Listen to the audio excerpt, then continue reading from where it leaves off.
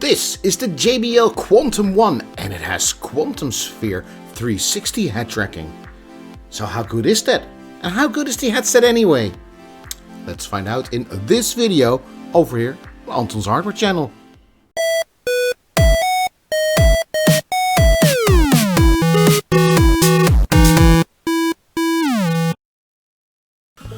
So this is the JBL Quantum One headset.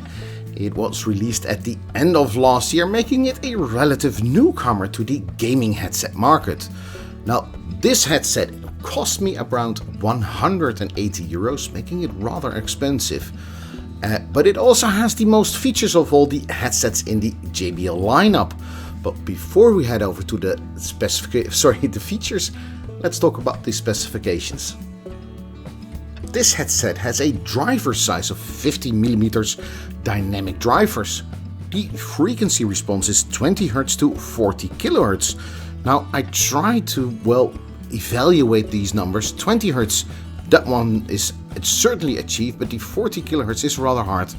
Well, to measure, the microphones that I use will not go up that high, and even if they did, I doubt that it will be very useful because you cannot hear anything above 22 kHz. So 40 kHz sounds really astonishing, but there's absolutely no point. The impedance is 32 ohms, which is standard. The microphone frequency is 100 Hz to 10 kHz, which is kind of okay, because you only want to pick up your voice. The microphone pickup pattern is unidirectional, meaning it only points in one direction, and it weighs 369 grams, which is a touch heavier than most other headsets, which will come around 350-360 grams. So what about those features? Well, it has JBL Quantum Sphere 360 head tracking, high-res sound by JBL Quantum Sound Signature, it is Discord certified, it has DTS:X version 2 headphone surround sound, it has active noise cancellation, and it's compatible with most modern gaming devices. But Windows is needed to use the head tracking.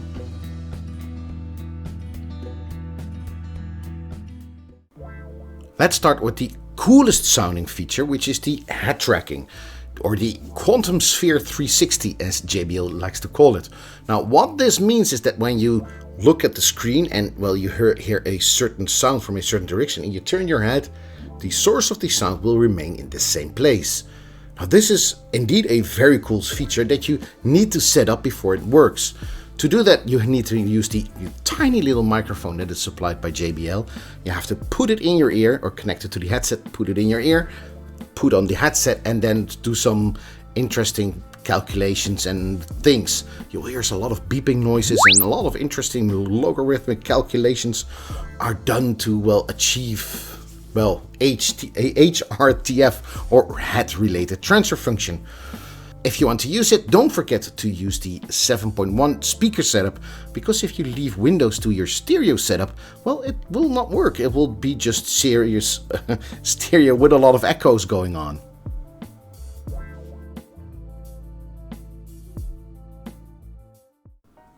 Now, when listening to the headset, I was really pleased. It was a really pleasant session. The headset itself is very comfortable. If you have a rather large head like mine, it may press a bit hard on your ears and your skull, but it isn't too annoying. I mean, it wasn't that hefty, but if you have a larger head than mine, you may want to look at something else. Now, the ear cups will remove a lot of the background noise, which is very nice if your wife is yelling that you have to take out the trash or anything. Hope the wife doesn't see this, but it is very, it doesn't give you any outside noise into your gaming session or music session. Now what is good in this headset is that the highs are nice and crisp. They weren't too fierce or anything over-empowering. The middle section was a bit overpowered, not too much, but it didn't get annoying, but it was, just a bit louder than everything else. It was missing a bit in the bass sections. I did miss this in the listening sessions while listening to music. I did miss it in gaming because, the explosions aren't that impressive as with other headsets that I have. Now overall, this was a really pleasant headset and I liked it a lot.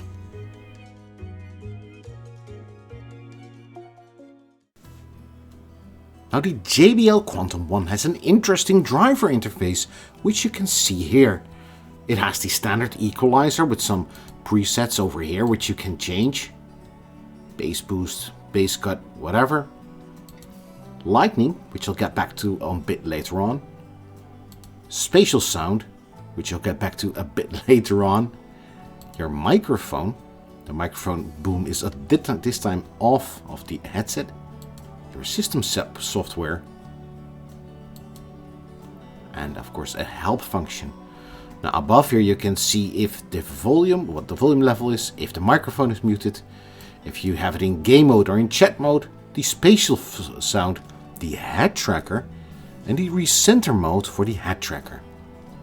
Over here you have two little buttons, which is the active noise cancellation and the talk through function. And this is how the lighting functionality works.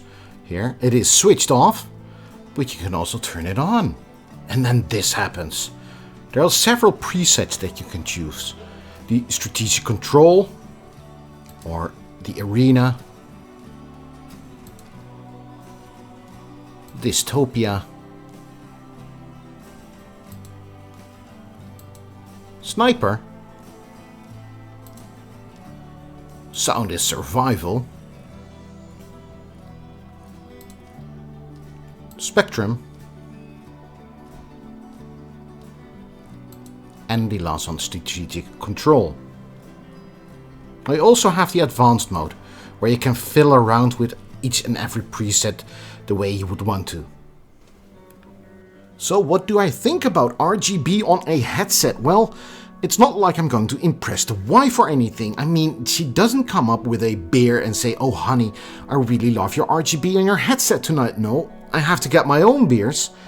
And I'm not really impressing the wife with the RGB on my headset. So I think that RGB, in my humble opinion, is more for, well, kids from maybe 8 to 16 years old who like their computers with RGB, like the test bench in the background, and they like their headset with a lot of RGB on it.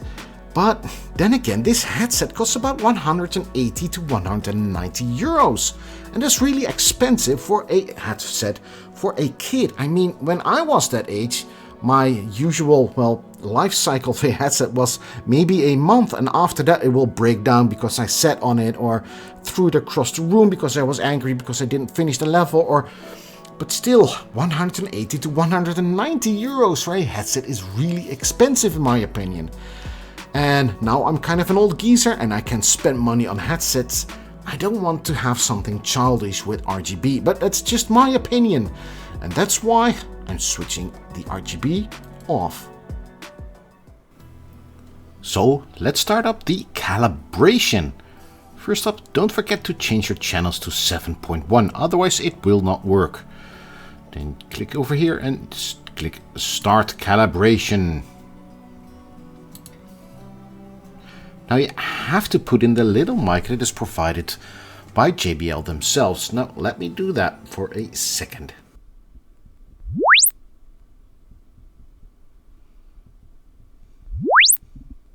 All it now has to do is a lot of, well, calibration presets, calculations. So the calibration has been done. Well, let's start playing a game and I'll try to let you hear what it sounds like.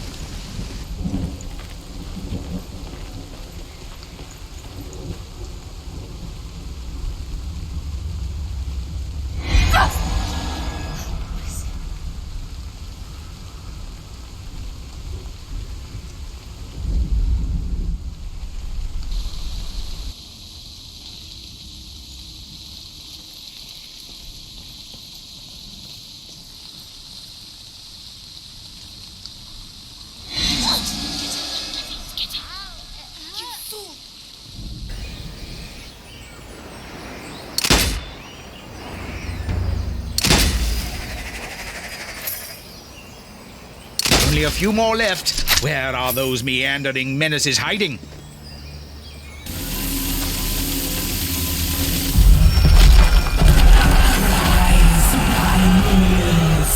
Ghastly ghouls blocking the bridge.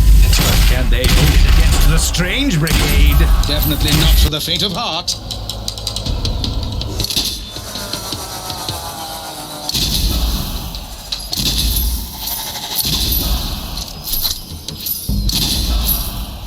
I say, what wonderful shooting! So, you see what I mean? I think the stereo version is a lot better than the other two. And so there, I really just cannot see any point in introducing a lot of echo to games or movies or whatever, because adding echo isn't making it 3D. Now, if you're wondering, what does the microphone sound like? Well, this is me talking through the microphone. I think that we can all agree that the sound quality is really good. And am I going to replace my Yeti Blue, which is right over here, just out of frame? No, I don't think so, because I'm not going to wear a headset when recording every video. Now, the JBL headset also came with this large volume knob. Now, I always like a big volume knob, especially when it has a setting for gaming and one for chatting. And it's the same thing as is here in the top of the driver interface, where it says game and chat. By turning this knob, you can switch and change it to either chat or gaming. Now, this is a really cool function, and I use it a lot in the current headset that I use.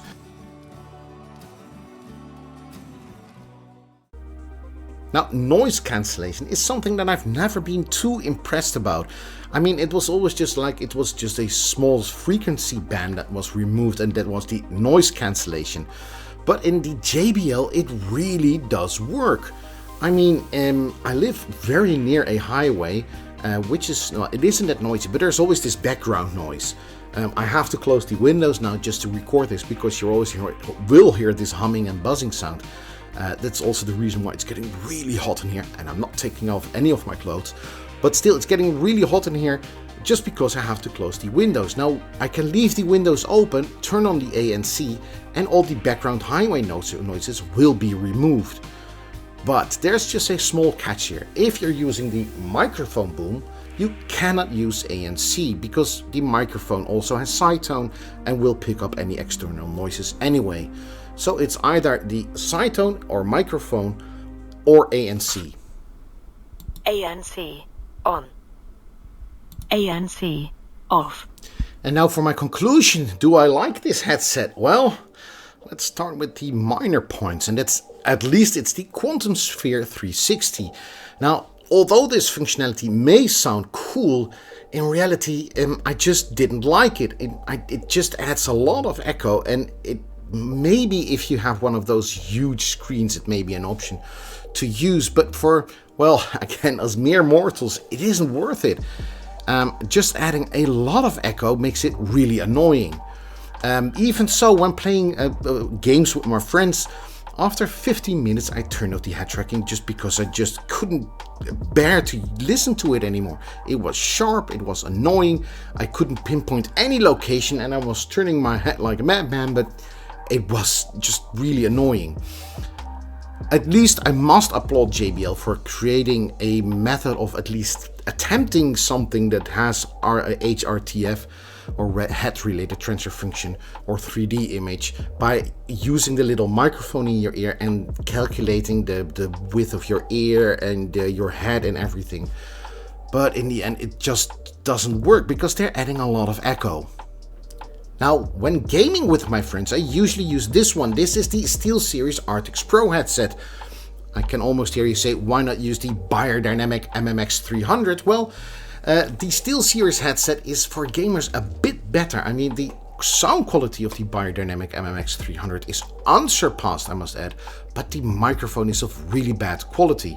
Also, what I like about this headset, the SteelSeries, is the fact that it has a small red LED in here that tells you if the microphone is enabled, which is always nice if you want to burp or fart or whatever. Also, it has this little volume dial to switch between Discord and the game, depending on what you want to hear most. And all those features come very close to this headset. Now, I'm not going to make a comparison of which one is better or whatever, but they're in the same price range and they have the same targeting group that is targeted. So I'm not going to say which one I'm rather choosing, but this one is a really serious contender of becoming my new favorite gaming headset. There are some pros, there are some cons. I mean, I dislike the RGB, I dislike the head tracking, but I do like the sound quality, I do like the microphone quality, I do like the driver interface. It is just a really good headset with some nifty tricks up its sleeve, something that the Steel series does not have. So overall, will I recommend this headset? Well, if I must say, I give it 2 thumbs up. I really do. I really like this headset. It is just a good headset, but is it worth 180 euros? Well, that's something for you to decide. I hope to see you in the next one, because thank you for making it all the way to the end of this video. See you then. Bye-bye.